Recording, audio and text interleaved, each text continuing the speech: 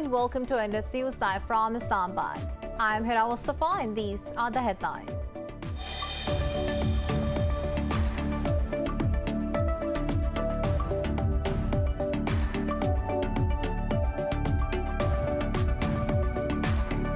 The British military says 7 Afghan civilians have been killed in a stampede while trying to enter Kabul's international airport.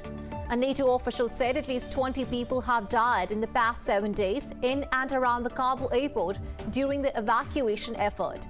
Meanwhile, forces holding out against the Taliban claim to have taken 3 districts in northern Afghanistan.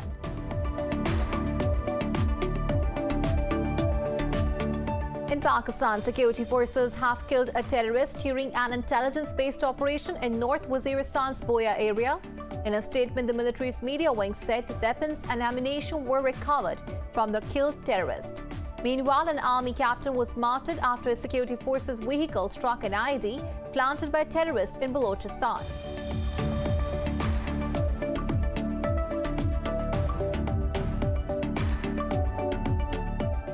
Israel has violated ceasefire yet again, bombing Gaza after wounding 41 Palestinians with gunfire on the border. Israeli military said its warplane struck Hamas positions in the Gaza Strip. The raids came hours after Israeli soldiers opened fire on hundreds of Palestinians protesting near the Strip's border.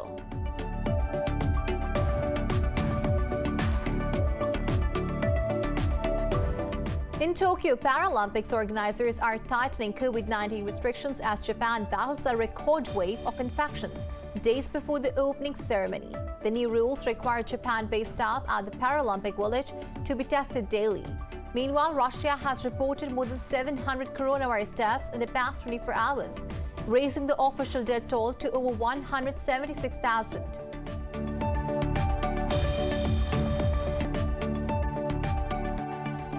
Well, those were the headlines. News in detail coming after the short break. Stay with us.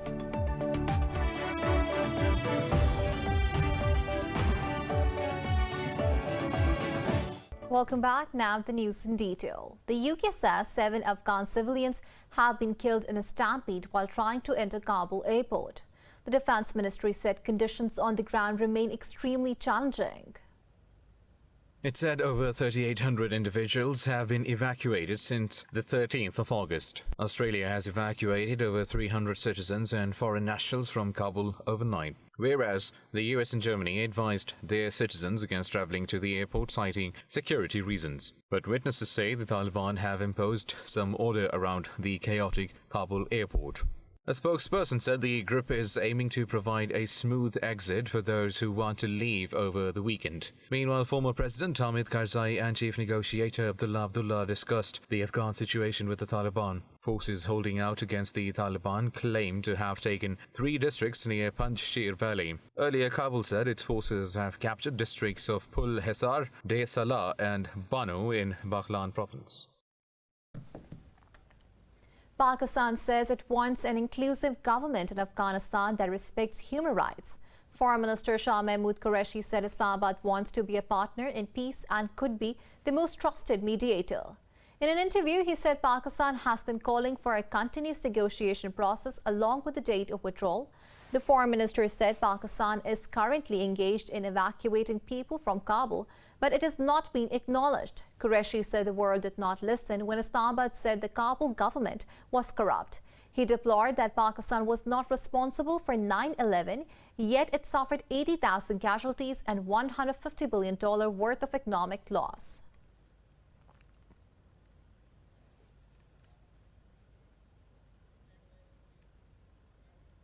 Former U.S. President Donald Trump has attacked President Joe Biden's handling of American forces' withdrawal from Afghanistan at a rally in Alabama.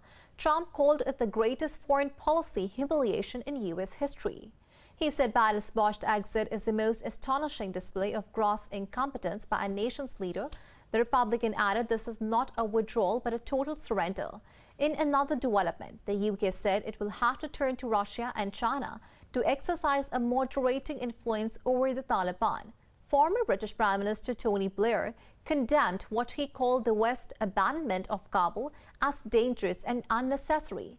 In an article, Blair noted the U.S. pullout decision was driven by politics and not by grand strategy. Meanwhile, the Organization of Islamic Cooperation is convening an extraordinary session on the Afghan situation today.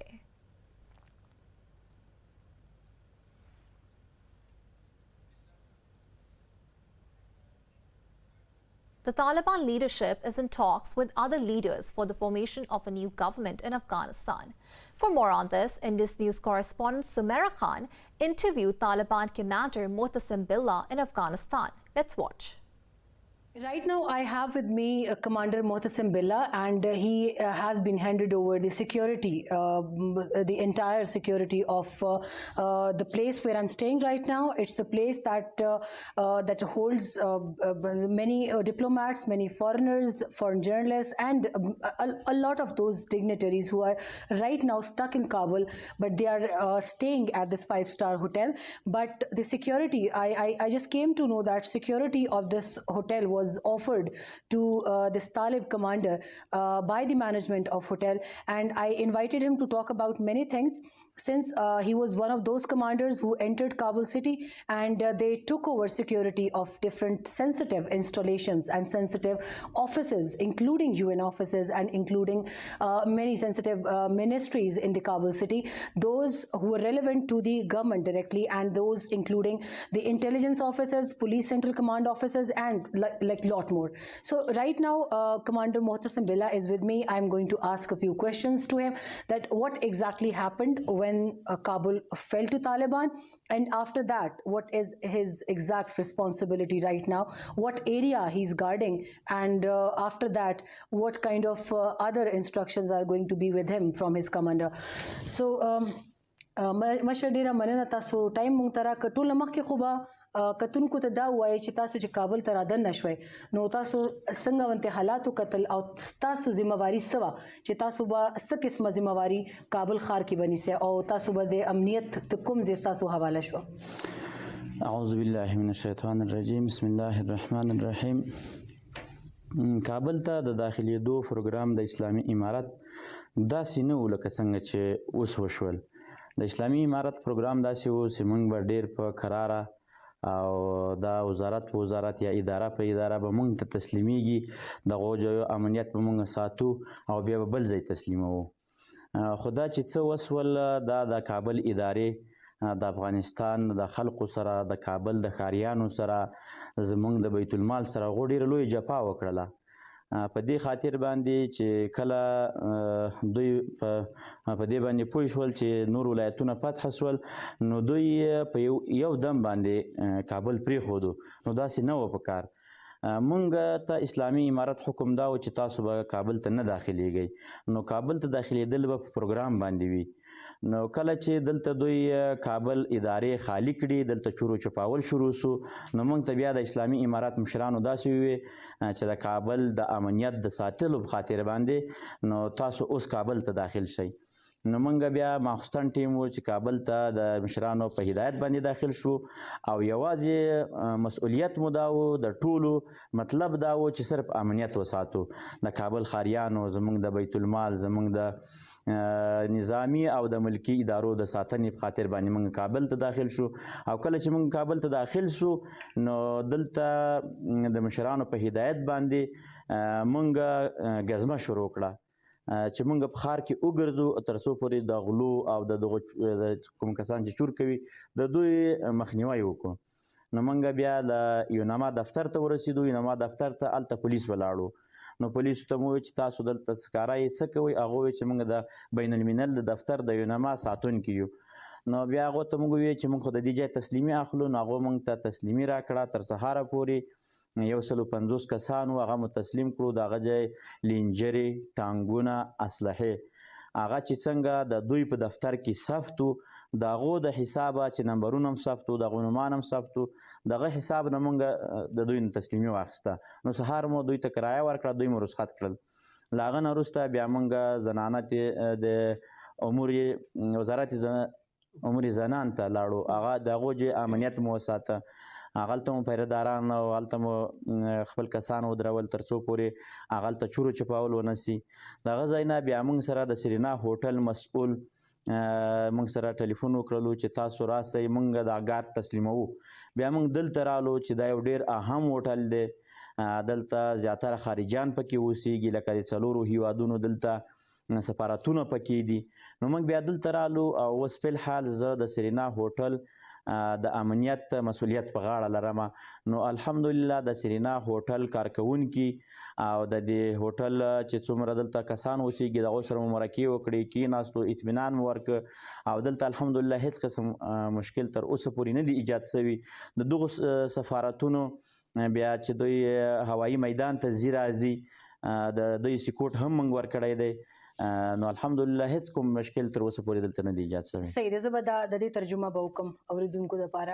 He's saying that when they had no intention of entering Kabul unless there was a plan, a chalked out plan earlier, and that plan was given to them by the Islamic Emirate of Afghan's leaders, and there were clear instructions that you would not be entering Kabul unless there are rounds of negotiations and we give you orders.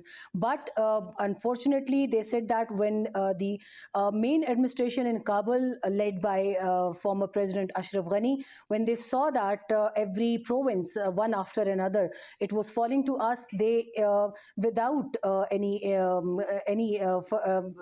prior notice or any notice in advance, they vacated all the sensitive installations in the city. They vacated ministries, and there was no security in Kabul city in particular. And immediately there were news of theft and robbery and different kinds of crimes in the city, and those crimes were on rise. And that was the moment when we were given instructions by the IEA's leaders, the Taliban leaders, that you have to now enter to the city because there is a rise in the crime against the citizens, and that can be blamed upon the Talib scouts who are right now around, who are gathered around the city right now. So that was the moment when we were given instructions to enter Kabul.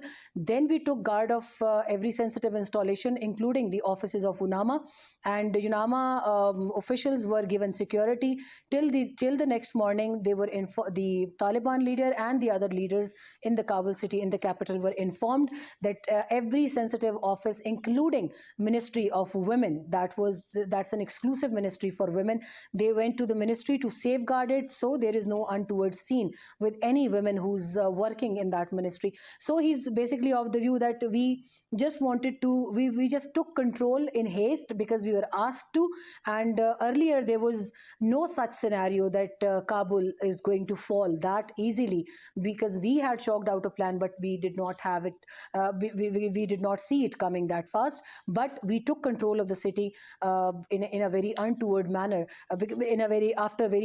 after different untoward incidents that were taking place in the city in terms of theft, robbery and trespassing in the houses.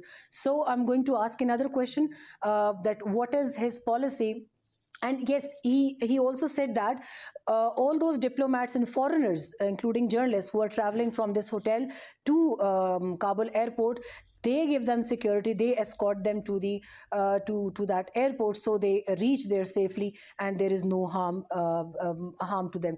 So my next question is regarding women and children in the city. Let's mashita suda wechi yo khabar da se garzi kana مغربي میډیا کې هم داسې چې تاسو خزو په حق لا ډېره سختي لرئ او تاسو صدا سي واقعیات هم شوي دي چې تاسو هغې کې خزو ته کنزل وینا کړ دي یا هغوی وهلی شوي دي دې کې څه حقیقت دی څه حقیقت لري تاسو په دې حقله څه وایئ چیرته هم داسې نه ده پیښه سوې څومره چې موږ د ښځو عزت لرو او موږ څونه چې ښځو ته درناوی لرو په دنیا کې هیڅ نظام هم نه لري دا چې دا کوم پروپاګند کیږي د حقیقت نه لري داسې څوک هم نشي راته ثابتولی لکه کومه خبره چې تاسو اوس وکړه مننه He's of the view that there is no such incident in entire Kabul where a woman has received any harm from a Talib, and we strictly reject this false propaganda, and we do not see it coming that any Talib can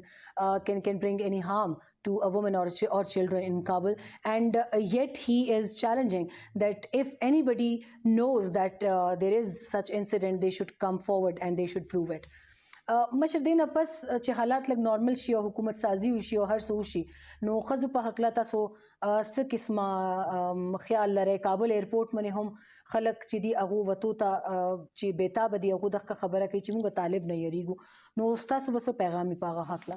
نه حقیقت دا شی نه ده یو خو چې دا خلک زموږ نه ویریږي یوازینی وجه او علت دا ده چې دغه امریکایان افغانستان ته راغلي وو 20 کاله سکول ته یا کالج ته تللی تاسو په اصطلاح باندې موږ پوهنتونو ته پوهنتون ته تلله نو څو ورځې تله او راتله هغې دپاره څه مشکل نه و نو هغې بیا زموږ مجاهد ما ته قصه کوله چې هغه راتاو شو ما ته ویل چې زه ستا لاس او خپې ښکلومه ځکه چې کله به مخکې زه دلته تېرېدم را تېرېدم نه زه به دغو د کابل ادارې پولیسو ډېره تنګولم تر څو پورې چې تاسو راغلي یاست او زه دلته ځم راځم زما دپاره هېڅ مشکل نشته نو هغه مجاهد ورته ویلي و چې نه بیا هغه معنی ګرځېدلی و نو بیا دې ورته ویلي چې ستا ټوپک راکړه زه ستا ټوپک ښکلومه چې زما عزت خوندي شوی دی نو زموږ سره خلک دومره محبت کوي. او دا کومه علاقه یادوئ تاسو؟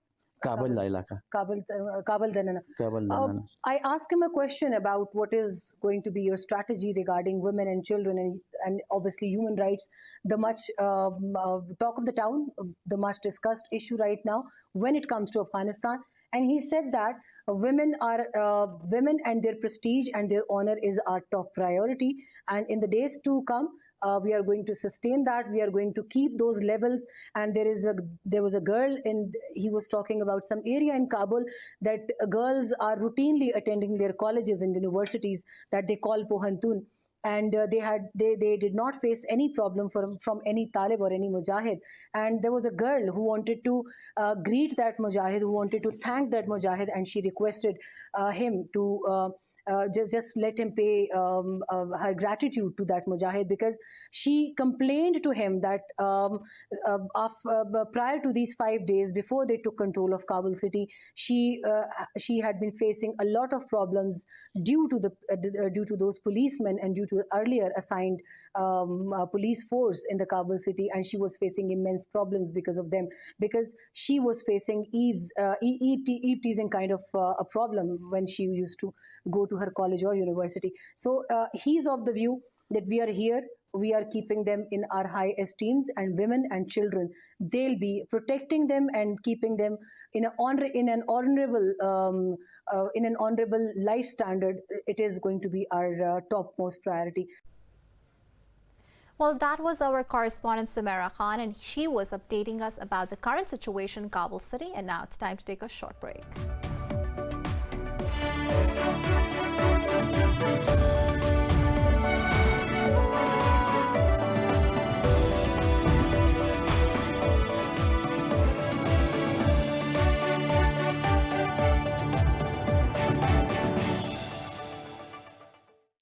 Welcome back. India's miscalculations in Afghanistan have badly exposed, as an old video of its National Security Advisor Ajit Doval is once again doing the rounds on social media, in which he appears completely clueless about Afghanistan. Addressing an event of the US-Indian Political Action Committee in 2013, Doval boasted that there can never come a time when the Taliban would take over Afghanistan again. The entire contents of Doval's speech did not age well at all, considering the current situation in Afghanistan. In the video, he can be seen discrediting Pakistan's military generals for even considering it as a possibility. The video clearly proves that the Pakistan Army's understanding and reading of the situation in Afghanistan is far superior to India.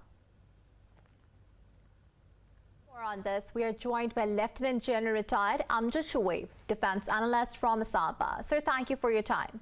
Mr. Shoaib, the Ghani government facilitated India in every way with extraordinary access in Afghanistan to an unusually high number of Indian operatives and intelligence personnel. But despite all that, why do you think their situational assessment was so wrong? Personally, I think he is an overrated person, and he has some false air about himself. He is a man who can create problems, he can create mischief, he can be a source of terrorism, but he's not a man of peace. Doesn't have that kind of farsightedness. So naturally, he perhaps has been thinking in his own way, and this is what he has done to Afghanistan. It is for the Afghan people to think about it. Do they need peace, or they want people like him who are experts in deception, experts in terrorism? He is the person who perhaps has led Afghanistan to this situation where perhaps their forces have collapsed. Their entire system has collapsed at the moment. There is no government for the time being. And I just hope that ultimately Taliban and the other stakeholders, they'll be able to come up with some kind of consensus solution. If they don't do that, then naturally this turmoil will continue. Ajit Doval, I think right from the first day, right from the day one, this man, when he took charge, he never had the intention of bringing some peace to Afghanistan. For peace and tranquility, there was no need of training the forces or building up an army. There was a need to bring all the stakeholders on one table and try to create some kind of consensus, some kind of arrangement, agreement between them, where they could share the power. And even today, we are saying that this is the only solution. Otherwise, they'll keep on fighting against each other. He was the man who was responsible for preventing Ashraf Ghani from joining the peace process. They had been pumping arms into his armories and telling him not to negotiate with the Taliban. When the Taliban were prepared to negotiate the peace process or peace agreement with them, or power sharing agreement with them, these people, they asked them to adopt the path of war. And ultimately, you have seen Ashraf Ghani had to run away.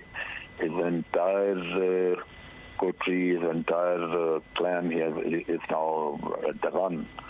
And I don't know what will be their future. But India is responsible. Then we come to their training. They had trained more than 1,000 officers of the Afghan army. And all of them, as I think Joe Biden mentioned, that training is all right, but you cannot give some kind of intention or courage for a person to fight. So that was lacking. And then they had tribal loyalties, and because of the tribal loyalties, they were looking in different directions, most of them. The officers' class was from the north, and the fighting soldiers, foot soldiers, they were from south and east. Pashtun, from the Pashtun belt. So I think Taliban or Pashtun and most of the soldiers, they didn't want to fight against them. So these are the things which Pakistan or Pakistani officers have time and again pointed to them, because we were serious about peace in Afghanistan. And all along we have been saying that for peace in Pakistan, we need to have peace in Afghanistan too. So that was the issue there. I think not only Ajit Doval, he went wrong, but he also was able to misguide the entire international community, where they started pouring in money and also the weapons, and ultimately they were able to buy a few politicians from Afghan society and build up an army which was not capable of giving any fight. Right. General Shoaib, Mr. Doval was discrediting Pakistan's military understanding of Afghanistan, but they ended up being proven right in the end. What is your take? See, the point is understanding. As far as Pakistan is concerned, we have, people from the same ethnicity living in KPK, and many of them, they are holding key positions in our setup, particularly in the army also. We have about 40% Pakhtuns in our army, and there is better understanding because we live with each other. And not only within the army, but also, today you have a defense minister, he's a Pakhtun. You have a large number of KPK people and Pakhtuns working in civil services also and elsewhere. So when you live with each other, you know the mindset, you also know the traditions, and you also know the sources of the loyalties. So that way, I think our assessments were always correct. And Ajit Doval was just talking out of his hat. He perhaps didn't have that kind of experience, ground experience where he could have faced the realities. General Shoaib, the Ghani government facilitated India in every way with extraordinary access in Afghanistan to an unusually high number of Indian operatives and intelligence personnel. But despite all that, why do you think their situational assessment was so wrong? See, India had their own, I would say, their own interests and their own objectives which they wanted to achieve, and these objectives are purely against Pakistan. Even if they had known that this thing is not going to work, they would have made an effort to pitch up things against Pakistan because that was their main objective. Afghanistan is a Muslim country. Do you think they would have any special love for these Muslims when they are treating so badly their own Muslim population in India? People are being lynched on the roadsides in the name of cow raksha. These cow raksha, even a cow is more valuable than the human life. They can kill everybody, any Muslim. So that was there, that they had no special love for the Afghan Muslims, except that they wanted some kind of foothold there and play the devil's role within Pakistan. And for that, they need to pump in money in the Afghani's coffers and also in the pockets of other politicians, so that they start fighting with them, and also try for buying the loyalties of the army by training them in their own institutions and also by training the intelligence people in their own institutions. So they did their bit and kept on feeding false information, false narratives through their own loyal intelligence officers to Ashraf Ghani and various other people, trying to build up a picture that for all their miseries and problems, it is Pakistan which is responsible for everything. So this is something which perhaps we could not really correct at that time or counter that narrative, due to which we had very serious problems in Afghanistan where people, ordinary people, they started thinking that Pakistan is not a friendly country. They are responsible for all the problems of Afghanistan, and it is India which is spending money also, and they are very sincere to Afghan common men, whereas they were not. And even today, I think Indians will continue doing some mischief. It has to be a bigger effort by Pakistan to clarify the things, to tell to the Afghan people that, look, this is the only way, this is the only possibility of bringing peace to Afghanistan, that you have a sort of unanimous solution, try to negotiate with each other. And this is what Pakistan has been trying. I mean, all along we have been saying that there are no favorites as far as Pakistan is concerned. Taliban are not our favorite, but we know that Taliban are a force. You can't really just remove them from the surface of earth and be happy about it. So they have to be taken into the entire game, and they have to sit down with the other stakeholders and work out a solution where they can live side by side and can work for the betterment of their people. Right. General Shoaib, India's motives in Afghanistan are confused because we have seen that how India treats its Muslim minorities in India. And this is a fact. India butchers Muslims in its own nations. So what were the motives for India to support a Muslim majority in Afghanistan?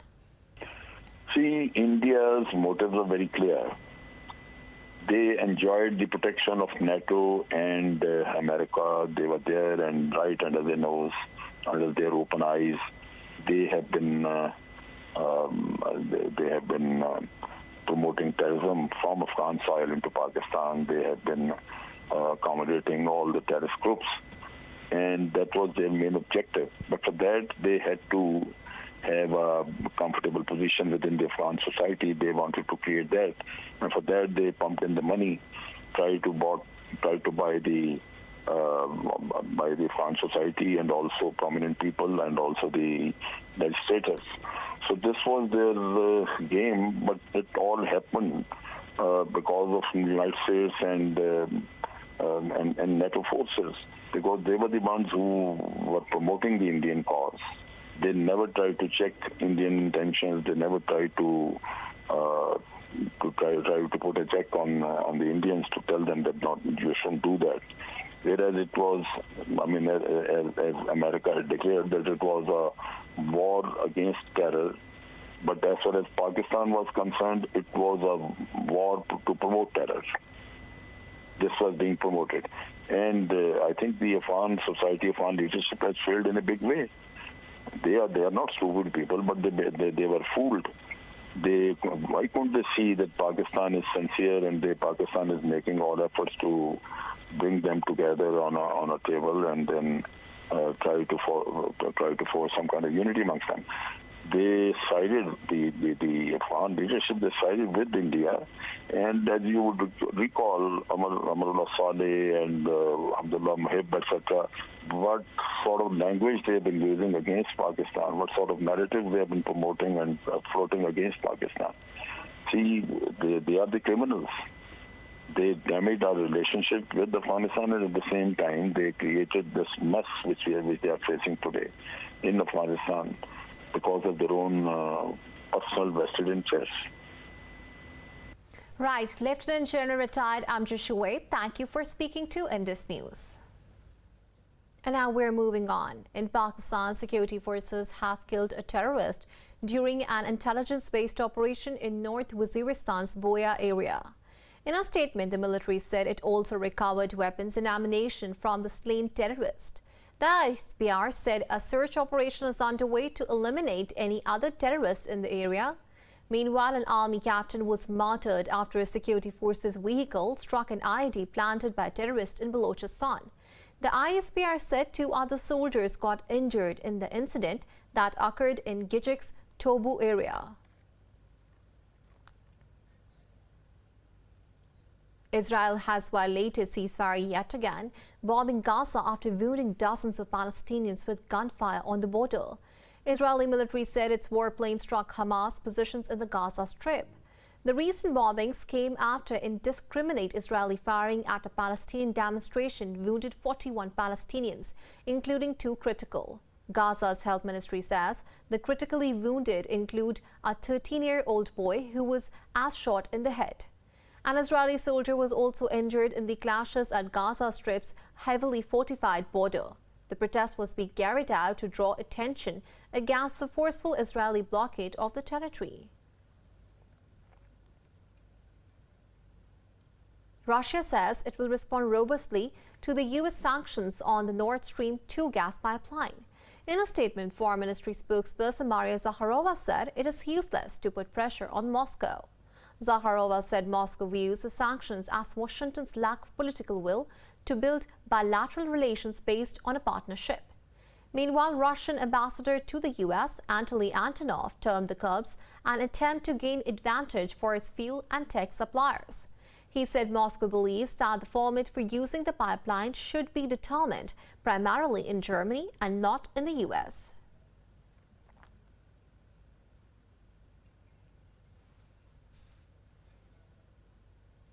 In Tokyo Paralympics, organizers are tightening COVID-19 restrictions as Japan battles a record wave of infections days before the opening ceremony. While Russia has reported more than 700 COVID-19 deaths in the past 24 hours, with a death toll over 176,000. More in this report.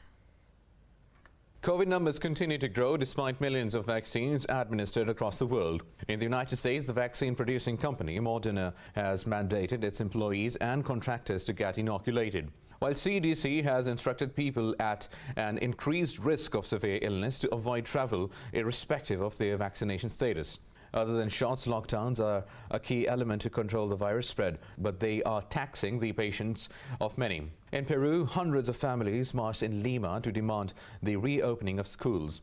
President Pedro Castillo has said schools will reopen once all the citizens have an opportunity to get vaccinated. I think the virtual education that they're receiving is not enough. Computers are not replacement to the socialization that they need for their mental health. To build friendships, children need to run, jump, talk, and play.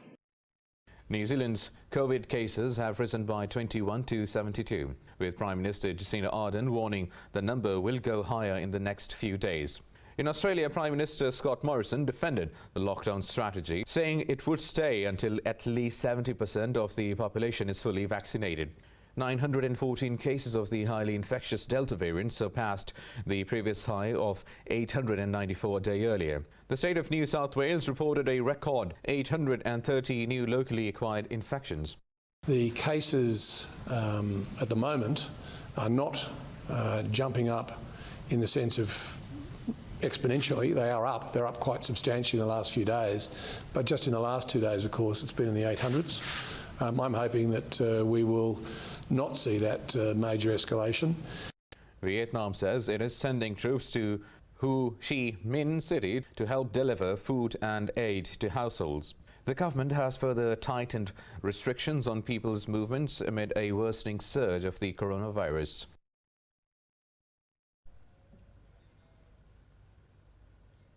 Pakistan has registered 65 more deaths from COVID-19 over the past 24 hours. The Health Ministry says the nationwide death toll is nearing 25,000. The ministry said the virus infected another 3,842 people overnight. Meanwhile, the positivity rate of daily infections has climbed to 7.1%. The ministry said the country's caseload has surpassed 1,123,000, of which more than 1 million have recovered. It said over 89,000 cases are active, while more than 5,300 are in critical condition.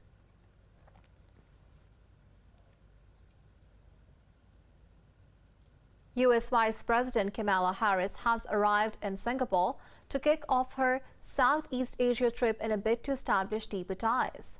Harris was received at the airport by Foreign Minister Vivian Balakrishnan. She is scheduled to meet with Prime Minister Lee Hsien Loong on Monday and hold a joint news conference with him. The U.S. Vice President will also participate in a roundtable focused on supply chain issues. She will arrive in Vietnam on Tuesday and will become the first U.S. Vice President to visit the country. In the United States, strong winds have made it difficult for the firefighters to battle the Caldor blaze in Northern California. The fire is estimated to be raging at more than 90,000 acres as containment remains at 0%. It has destroyed more than 270 buildings and forced over 30,000 people to evacuate. Meanwhile, the Dixie Fire burning in the same state for 40 days now has grown over 717,000 acres. It is the second largest fire in California's history. The blaze has destroyed over 1,200 structures and has only been 36% contained so far. 10 people have died while dozens others are missing after flash floods hit the eastern American state of Tennessee. More in this report. In Tennessee, 430 millimeters of record-shattering rainfall in less than a day washed away homes and rural roads. Authorities say the rescue and search services are being hindered amid power outages all over the area. Meanwhile, Hurricane Henry is tracking towards the country's northeast and is likely to make landfall today in the areas of southern New England. Parts of the region have started feeling first impacts like heavy rain as the storm barrels closer to the region. Over in Mexico, severe flooding and landslides has killed 8 people after Hurricane Grace battered the country's eastern coast. The Category 3 hurricane whipped up maximum sustained winds of 125 miles per hour as it slammed into the coast. Authorities say the storm has resulted in torrential rains, severe flooding and mudslides. In Greenland, rainfall has occurred at the highest point on the ice sheet for the first time in recorded history. Scientists have warned that this is another worrying sign of rapid global warming. More in this report. Last week, rain fell for several hours at the over 3,000-meter summit of Greenland's ice sheet. Scientists say it is an unprecedented occurrence for a location that rarely sees temperatures above freezing. In less than a decade, the temperature at the ice cap has gone unusually high, which is very worrisome for experts. Well, I mean, it hasn't rained there in the past because, generally speaking, it never gets above freezing. At that latitude, that close to the pole, at that altitude, it's cold even in the summertime. The rain and high temperatures triggered extensive melting across the island, which suffered a surface ice mass loss.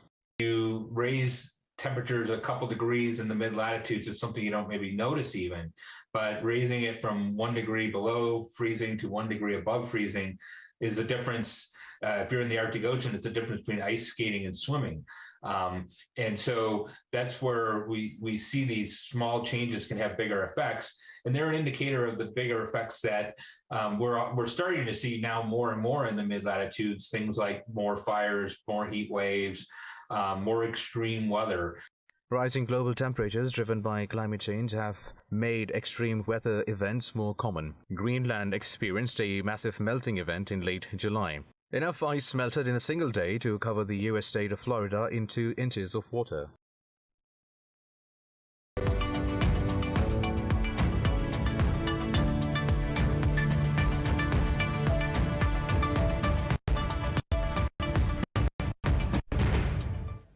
Major stock markets in the Gulf have mostly rebounded after yesterday's decline, but falling oil prices continue to weigh on Saudi Arabia. In Abu Dhabi, the index gained over 0.5%, with the country's largest lender, First Abu Dhabi Bank, and telecom giant Etisalat rising nearly 1%. Dubai's main share index was up almost 1%, led by Dubai Islamic Bank and Emaar Properties. The Qatari index also edged up marginally. However, the benchmark index in Saudi Arabia fell over 0.5% weight, down mostly by banking stocks.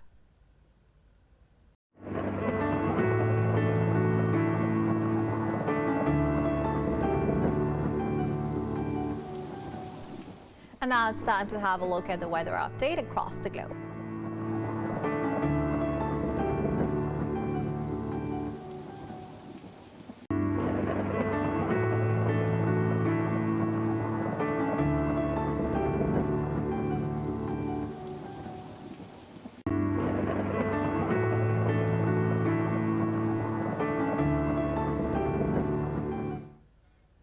For the latest updates, you can follow us on social media at Indus.news.